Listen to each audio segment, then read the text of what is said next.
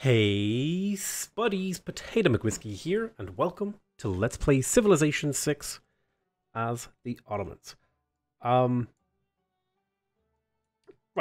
so we're in the middle of a war. We are taking out the Nubians, we're about to take out their final city, and I think somebody made a really good suggestion, which was to move Ibrahim over to somebody's capital before I go to war with them. But unfortunately, I don't have their capital available to me, and I can't really scout it, so that's kind of a bit of a moot point. But it was a really, really good suggestion someone made in the comments. Okay, so we completed the barracks over here. Do we need more units? This is a good question, right? Do we need more units? And I don't think the answer is yes. I think we could go for more units, and that would imply going for an armory. The big problem is the armory is only really worth going for if you have a city-state like this, like Preslav. And we do, in fact, have a city-state like Preslav. So I think it is worth it to go for an armory here. We're going to go ahead and pick up an armory. This is going to give us also the ability to store more strategic resources. We have a monument over here. Right. I think in Mayam, we have a decent food income, decent production. Okay, so let's think about what we want to do here. We have some options. I could, in theory, go for an industrial zone right here, and this would be a +6 industrial zone eventually, and I think that's worth doing because what it's going to do is provide potentially a lot of production to not only Mayam, but all of the cities around. And I think that's going to be a way for us to maybe produce airplanes in the late game to support us if we need airplanes. Like, we might win before that's relevant, but I think it's important to kind of set yourself up. And I do like to repair buildings before I do anything else, because I feel like repairing buildings is a really high value because the infrastructure is already technically built. You're really only investing a small amount of production to get it back online. I'd rather attack with a unit that doesn't have a promotion and then take the promotion with you. Although I could have attacked with the unit that has a promotion. Move the unit away, take the promotion, then, you know, screw around. But I guess that would have been technically a little bit more health efficient. But I think it's fine. I think it's totally fine. Unfortunately, this episode is going to be a little bit shorter. Although I typically say that. It might be a little bit shorter than usual. Okay, I'm going to get you to go onto the hill. And, okay, that's bad. I need another unit down there to defend. And I think these guys are waiting to become an army. So I'm going to have you... how many am I building here? I'm going to cut out a couple of these skirmishers. I'd like to have a little bit more knowledge. I also think I might have actually gone back a turn or two with my save. I might have messed things up a little bit. So we might be in like a weird place relative to where we should be. But I think it kind of all works out in the end. So we'll be totally fine. Don't worry about it too much. And that's kind of what I was hoping for. There's the Alhambra, +1 military policy slot. That's going to be very handy for sustaining our military production. There's the Reformed Church. The question is, did we want to go for Reformed Church, right? And I think it's actually not a bad government type. Yes, it has less military policies than monarchy. However, we did just pick up a free military policy card. And so in that respect, by going for theocracy, we get an extra bunch of faith, and we can purchase units for less faith once we build the thingamadoodle. What do you call that thing? The thing that lets you buy units with faith. So we could do this, and I think this is a good move because it technically has the same number of slots as monarchy would have, but it has a slightly better thing. Now, I mean, you could make the argument that, like, so this is basically monarchy plus for us right now because we got the Alhambra, right? And we have 50% discount, we have unit maintenance, we have newly trained builders, campus adjacency, that's good for the little bit of science. I think I would like to get maritime industries, but I kind of want to get the more modern and updated maritime industries. We didn't go for a religion. Urban planning isn't a terrible one to go for. It does mean that we get a little bit more production. I think there are some other ones that we could go for. We have a lot of faith generation from capturing cities, so simultaneum or perhaps even scripture could be really, really valuable for our faith gain. And I think it's worth it to take a moment here just to check the populations. And we do indeed have really high pop in these cities with holy sites. In fact, if I go into the Empire lens here, you can see that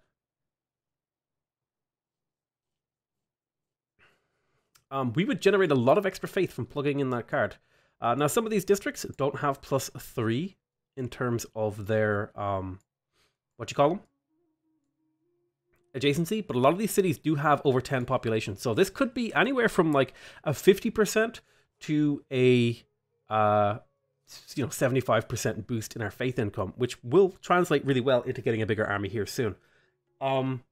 We would like to also get a diplomatic card, and I think Praetorium just kind of works a little bit better when you're going for a military victory.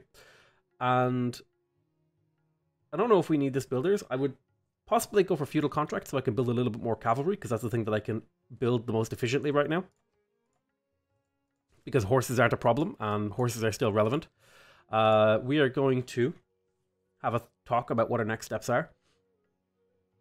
Niter is going to be a pretty big crunch for us. So that's going to make things a little bit difficult. We definitely want to pick up cartography. We need to be able to start producing caravels. So that's going to be an important step in a lot of these cities. In fact, I need to get a harbor in here as well. So I'm going to place that harbor. I will finish the workshop because it's only a turn or two away. And then I'm going to pick up diplomatic service because I'd like to get spies. It kind of leads itself naturally towards nationalism. So we got the Alhambra in Edirne, which is how I think some Turkish people in the comments told me how to pronounce it, and I really appreciate that. Thank you guys for telling me how to do that. So we have some more choices in here. We need to get some things up and going. Do I need more units is the real question here. We have a lot of niter left over, but the question is that niter better used for upgrades? I don't have enough gold in my treasury, which is fine. I guess I could technically trade for gold, but it might be better off just making sure I get the Grandmaster's Chapel so that I can faith purchase units. This will be especially useful when we eventually land on the enemy continent, which is actually like right here. Looks like there's Rome already. But yeah, that should help out a bit. We also have grabbed a galley over here, which is really good because that means we're going to be able to upgrade to a caravel, which in theory... Can we get around here? I don't think we can get around the pole just yet. In theory, this galley will mean that we can take an army to the west and attack this direction. Although I might attack the Maori first, just because it doesn't require any naval stuff. With that in mind,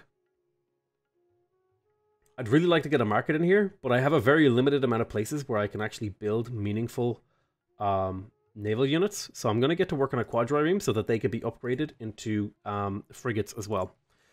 We've repaired a watermill here. Let's repair the granary. Okay, let's get our army moving. There's another city-state of Lisbon. Can you fortify? You should technically win this fight if you fortify. As far as I can understand things. I would like to upgrade you, but I need to save the upgrades for things that matter a little bit more. You're giving +1 move to this guy, so I'd like you to link up with this bombard and just keep pace with him. I'm going to move you to here. I'm going to move you. I thought you'd move a little further, but that's fine. Get these guys on their way. Let's take out the city. We'll make sure we get a few crossbow shots in, because they're the unit that will do the least amount of damage, but benefit from the most amount of experience. We also want to get a shot in with this catapult to hopefully level it up. And we're getting definitely a lot closer to a level up. And then we'll just finish it off with a unit that is maybe close to getting experience boost. And right here is a unit that's about to level up. So there goes Nubia. There's another player eliminated. And I think it's time to work on our friend, the Maori. So that's going to be an interesting battle for us. Let's go ahead and continue to repair stuff. I'm going to save my envoys for now. I would love to have control of Preslav. That's not going to be an option for a little while. Let's get this guy moving.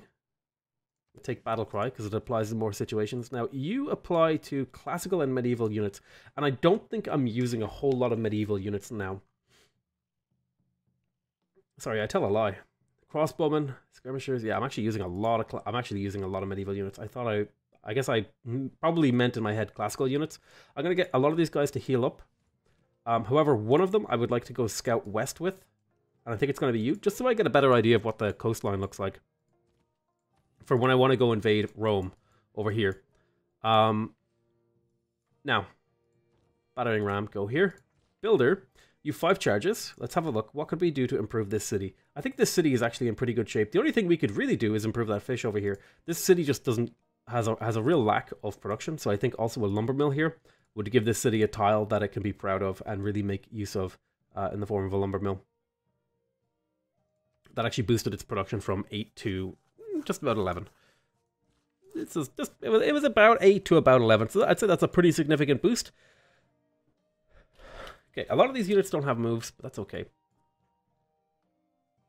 I'd really like to put a farm there to make a nice bit of farm triangling over here. This city is lacking a little bit in terms of food. Has plenty of production, but it does lack food.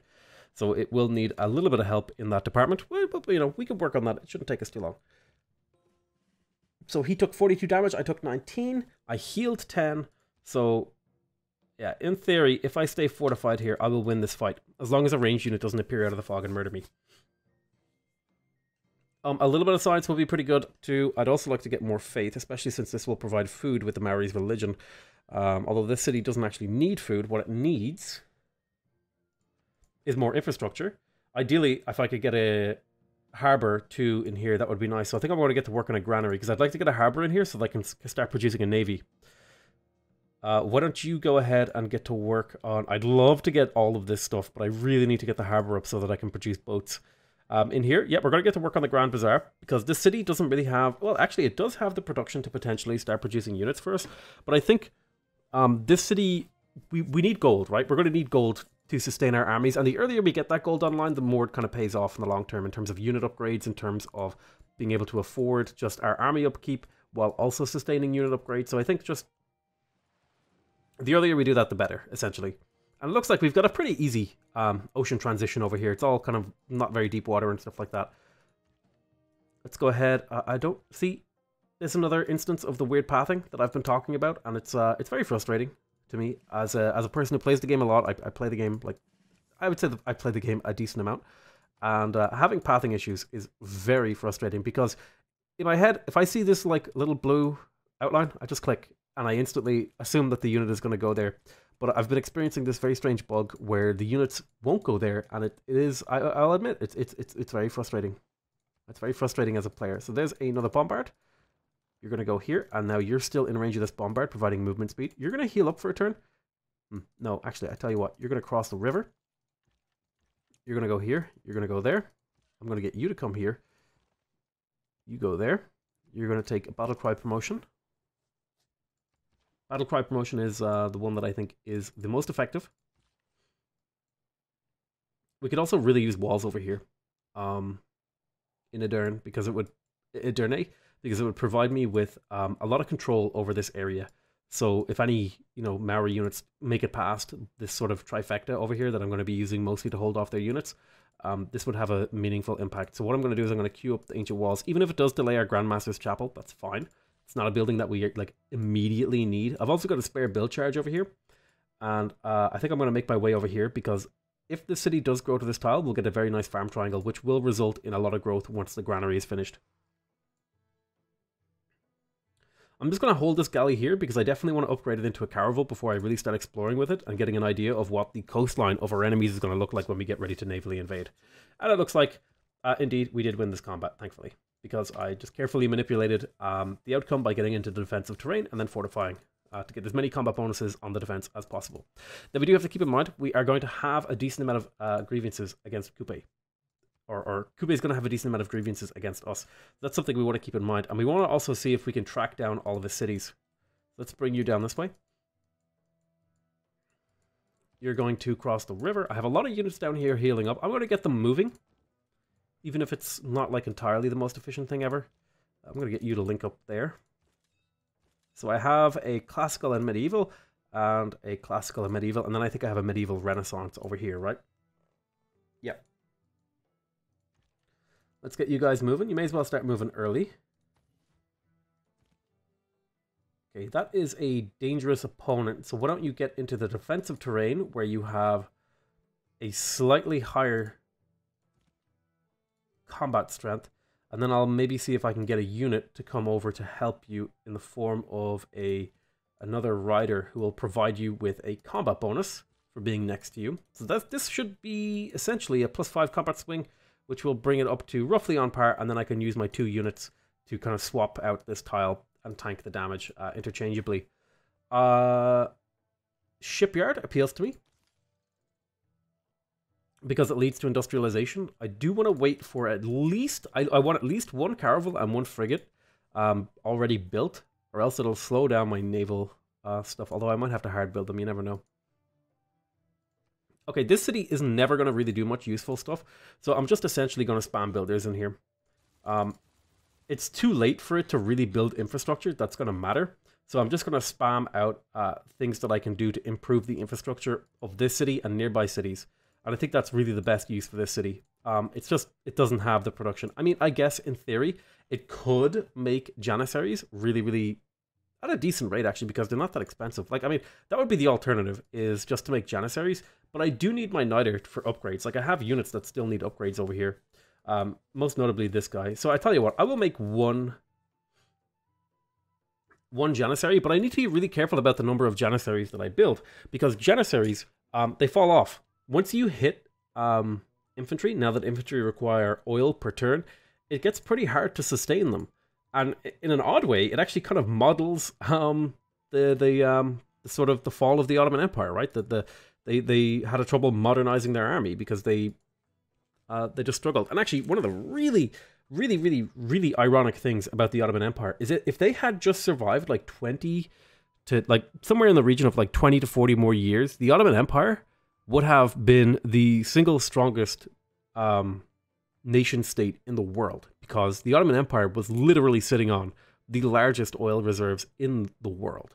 And yeah, sure, there's nations there who are exploiting that now, but none of them have the sort of power and scale and mobilization that the Ottoman Empire had. Like, it's a very interesting thought, right? That this nation, this great power, right, was sitting on this incredibly valuable resource, oil, that hadn't really become relevant yet. It wasn't important enough by the time the war that sundered the empire came around, right? And so if they had managed to just weather that storm, maybe the Ottoman Empire is like, you know, the equivalent of, you know, a united Arab nation or whatever.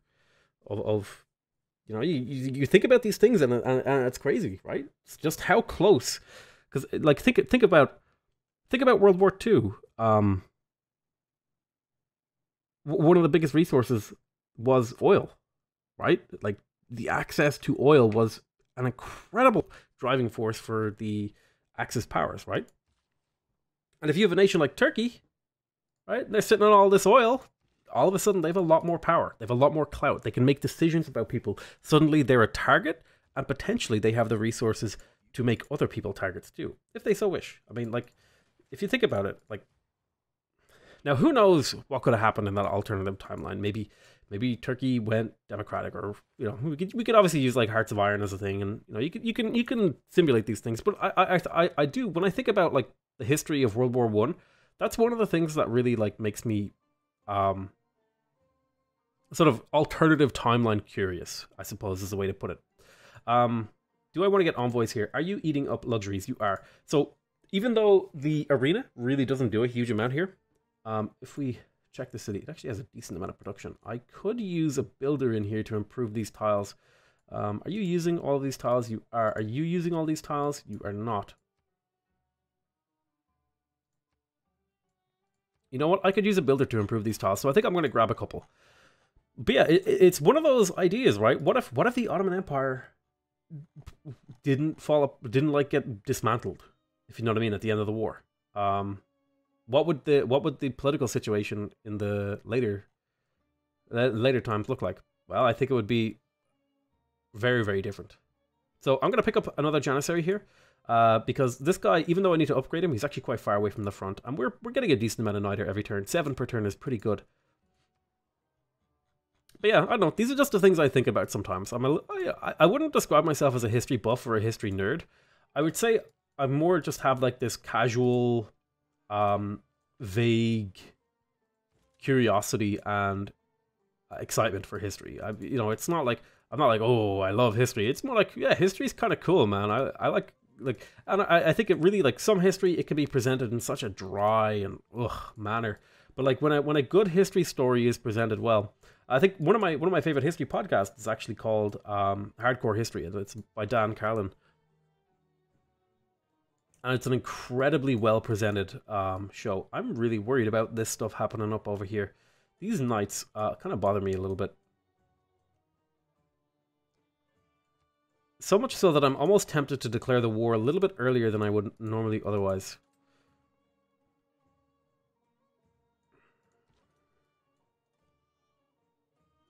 I don't want to get hit with this skirmisher, so I'm going to wait until next turn.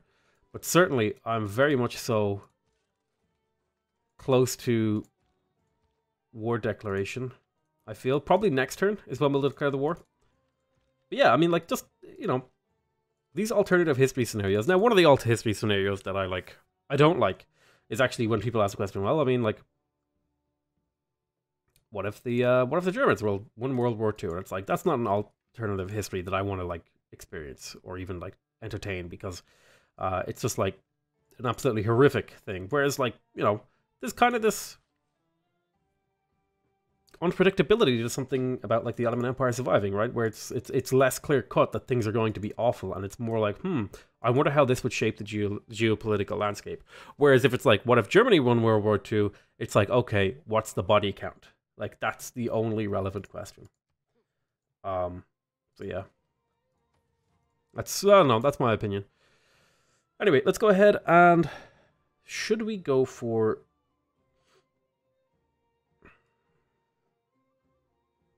Okay, we got a university in here, presumably so that we can get more science, to get more technology, to get more improved units more quickly. I'd also really like to get my industrial zone online in here so that I can get more production and potentially get some other great stuff in here. Now, I think it's worth it to get the army. You know what? I really do want to get like a couple crossbowmen in here to make sure that I can clean up these units. So I'm going to take a moment to get a couple of great scientists, also known as crossbowmen. We'll get like 4 of them. It'll take a while, but I think it's going to be worth it to do, to make sure that any of these Maori units just can't really do anything. I'm not expecting these knights to do much. They might flip a city or two, but I'd really like to just have a couple of crossbowmen to be able to fight them off. Okay, we grabbed the Grand Bazaar in Delhi. We are going to...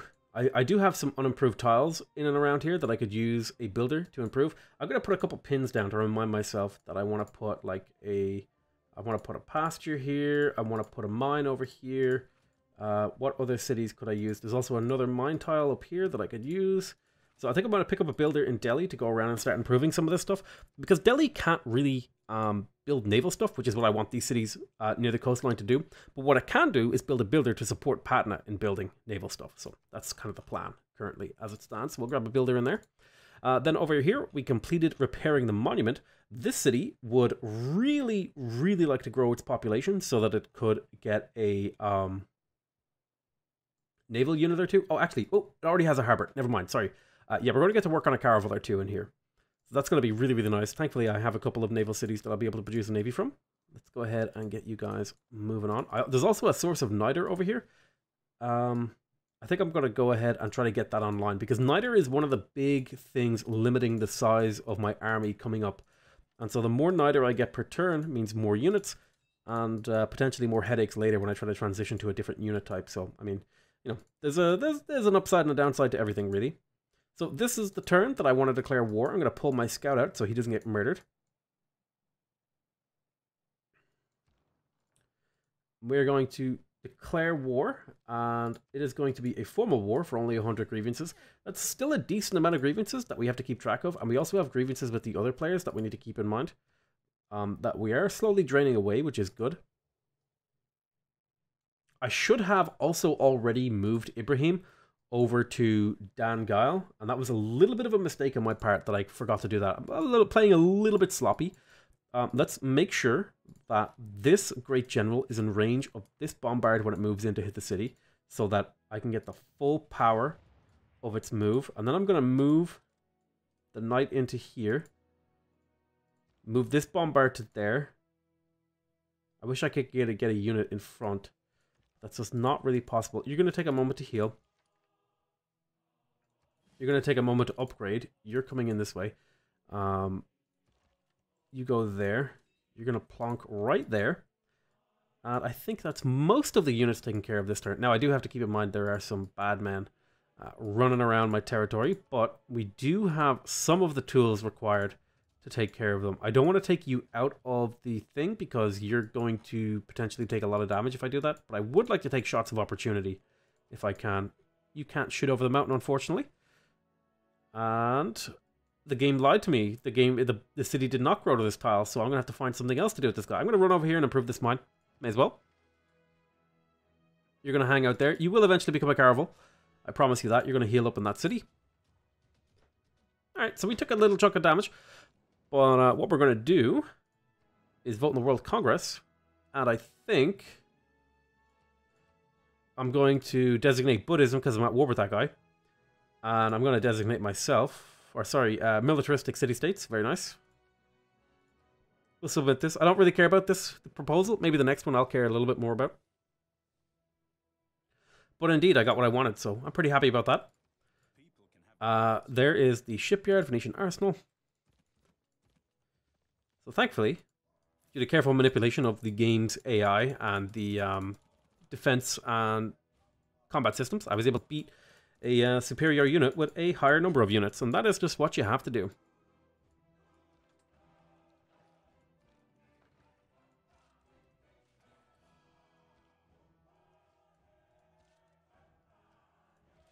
I think I would like to pillage some of these districts. Let's make sure we get a couple of solid hits. There we go. Very nice, very nice. Choose research. Now, unfortunately, I am in the process of building a quadrireme. I'd like to wait until this quadrireme is finished. So I'm going to research something else on the way. And siege tactics going to military science seems like a good move. We got the Grand Bazaar over here in Trabzon. I would like to get the arena again because this city is eating up luxury resources, and that's going to become a premium currency for my nation very soon. So I need to kind of reduce the amount of luxuries that my empire is consuming so that I can just have a more efficient empire, right? We completed the granary in here so that we can build a harbor potentially down the line. I should have actually maybe put a farm there. While we wait for growth, I'm sure we could probably squeeze in a builder in a reasonable amount of time. You know what? We're actually lacking a lot of traders, so I'm going to go ahead and grab a trader here. I've also got a decent number of units that need to get up to the front line. We've also got a city down here that we need to take out, and I think I'd like to use this guy. You're still healing. It's very annoying that you take so long to heal. I guess I don't have the proper infrastructure to heal units quickly, so it kind of makes sense. I'm just going to get these guys to fortify and heal over here. They're not really doing a whole lot, but they're not necessary to do a whole lot right now. And I'm going to bring maybe a few units down here. We need to take this out. I'd like to get the battering ram down here maybe, because I'm not really going to be able to get anything that has any real punch against walls except for the battering ram. That's going to take quite a few turns to get it down there. It would have almost been worth it to purchase one in the city and then slowly walk it over there a good few turns ago. But, you know, my gold income is really, really limited right now. I'm going to have you stay in that city because potentially you have the option to shoot out and do a little bit of damage. All right. You're going to hang out there. I'm going to get this guy to move in so that he's providing combat bonuses to all of these units as well. +5 from Great General, and it'll give them a little bit of movement too. We should be able to put this city under siege. Oh no, we won't, because I don't think Ottoman bombards occupy things. They don't occupy zones of control. He is building Petra in like one of the worst Petra tiles I've ever seen in my life, but you know, he's building Petra. Okay, you want to take 2 luxuries off me. I'll give you that deal. Why not? Sure. Alright, there's diplomatic service. It might be worth it to build a spire too, so that we can get increased diplomatic visibility with a couple of our enemy civs. You're going to move to here.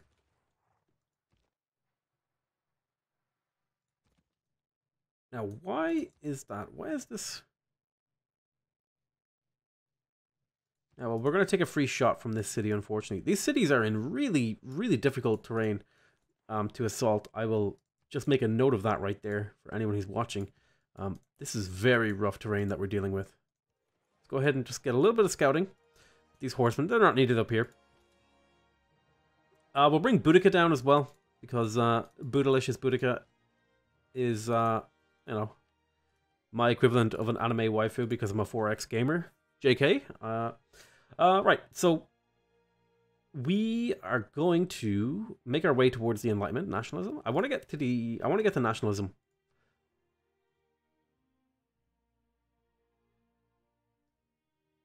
Okay, we got an encampment up here. I really wish I had built a harbor, but this city will still be able to build things. I'm going to want to get a barracks and an armory in here eventually, which will give me more housing. That's kind of the main reason that I want these things, is for the extra housing. They're quite good in that way. You have built a Grand Bazaar down here. We have a lot of pillaged farms, so a builder would not go amiss. So let you go ahead and see if you can clean this mess up. We have some really well built up districts. We're lacking maybe a key district. We could go ahead and get an encampment to try to build more units, but I think it would be maybe far more useful for this city to try to develop other cities with builders. I think that might work a little bit better, because the encampment would take quite a decent amount of time to build. On the other hand, we could also get an entertainment complex in here to try to, again, just cut down how many of those amenities we are spending on cities that we don't have to. I don't know, like, even getting 2 amenities, that's like getting half a luxury, right? Getting an entertainment complex and an arena means we get half a luxury's worth of amenities freed up to spend on cities that maybe need the amenities more, right? So that's why in a domination game, it can be worth it to go for entertainment complexes. There's a lot of decisions you can make when you're going for a domination victory, but I definitely think that entertainment complexes can sometimes, not always, they can sometimes be a decent choice, right? We got another Janissary. I would love this Janissary to do a little bit more exploration. I think the big key thing I'd like to do next is to get this caravel upgraded. It's going to take a little bit of gold, and I definitely want to get my gold income up. So I'm trying to think, what is the best way to do that? Well, is there...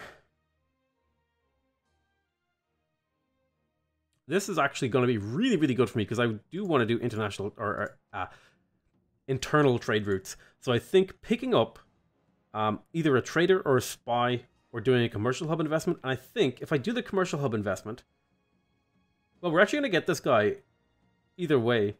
So it's probably better for me to build a spy and then use that to get diplomatic visibility with his civilization that I'm going to war with.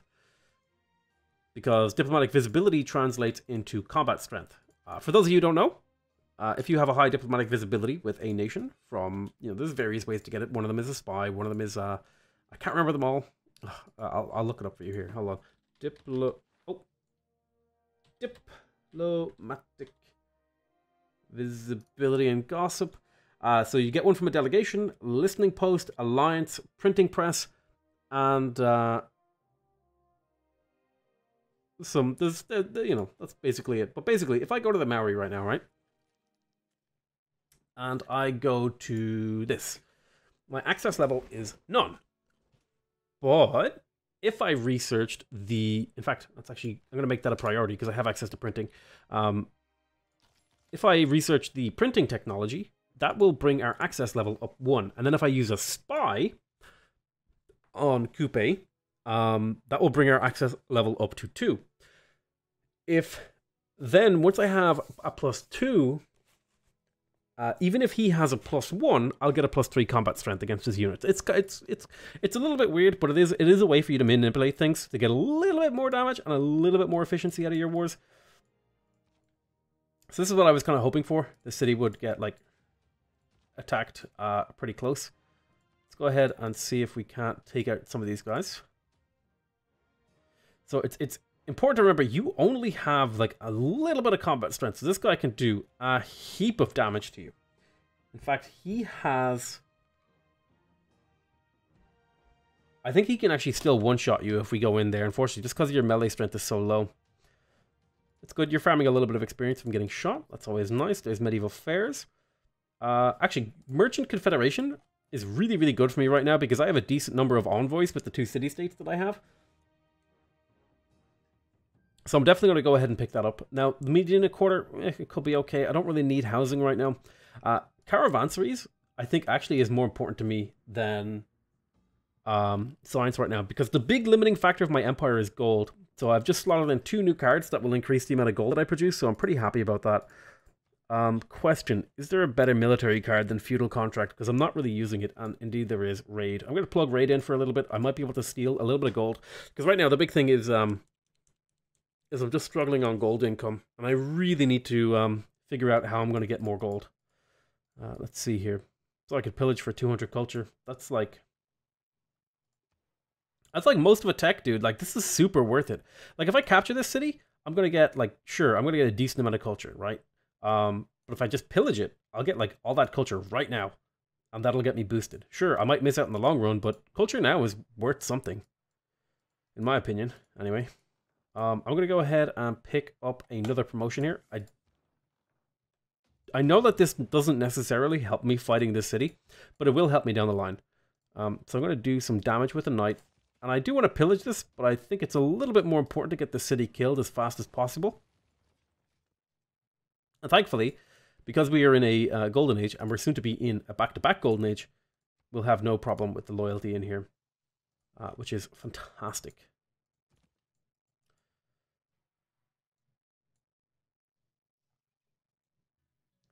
This city is going to need a builder to improve it, so we'll go ahead and just get to work on that and see if we can do something useful with it.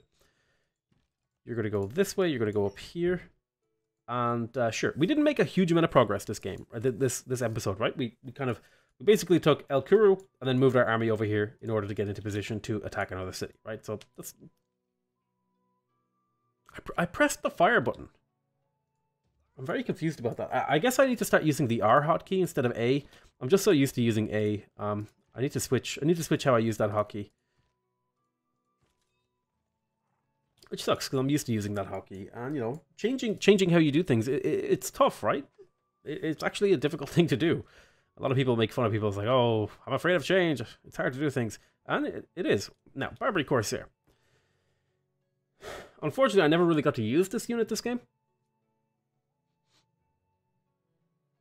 But it is a really cool unit. It's actually comparable to the Privateer. When did I unlock this? Hold on. I unlocked it here. Normally, it unlocks up here. I'm actually going to get a couple of those because they seem pretty decent.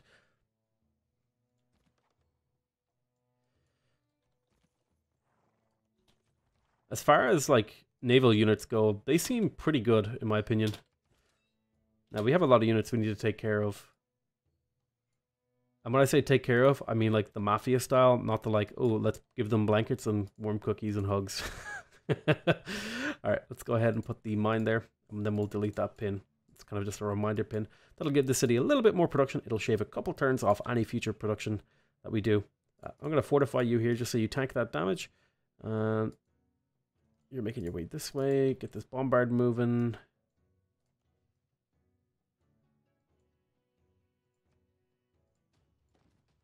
So now I feel safe moving in with you.